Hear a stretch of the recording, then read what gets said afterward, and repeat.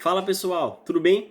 Meu nome é Bruno Rodrigues e nesse vídeo eu vou modelar, seguir o desafio de Marcel, né, que é modelar um filtro de ar e um turbo do motor V6, certo? Esse desafio do motor V6 está chegando próximo do fim, então já peço pessoal para vocês deixarem nos comentários sugestões de peças ou de instrumentos ou que vierem na mente de vocês para a gente modelar aqui no desafio da 4 Engenharia com a ajuda do SOLIDWORKS, tá certo? Bom, no início dessa modelagem do turbo, eu vou criar um recurso de hélice e espiral para servir de parâmetro de linha de centro para o loft, certo? Que é uma função bem interessante que não é muito utilizada nas modelagens.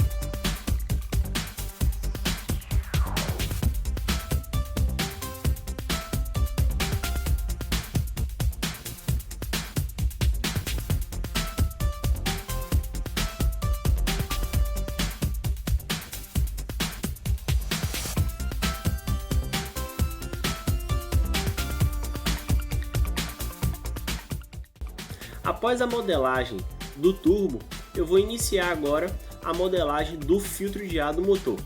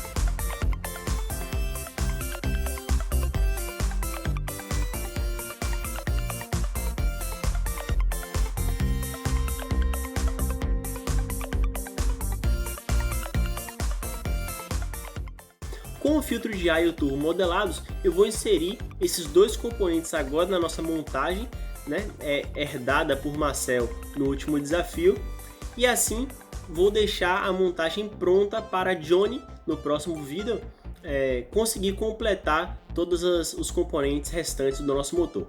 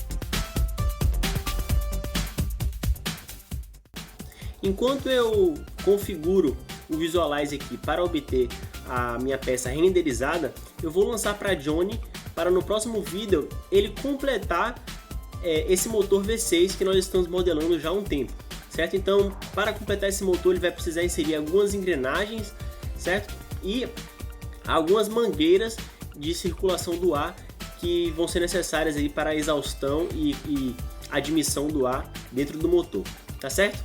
Então um abraço e até o próximo vídeo.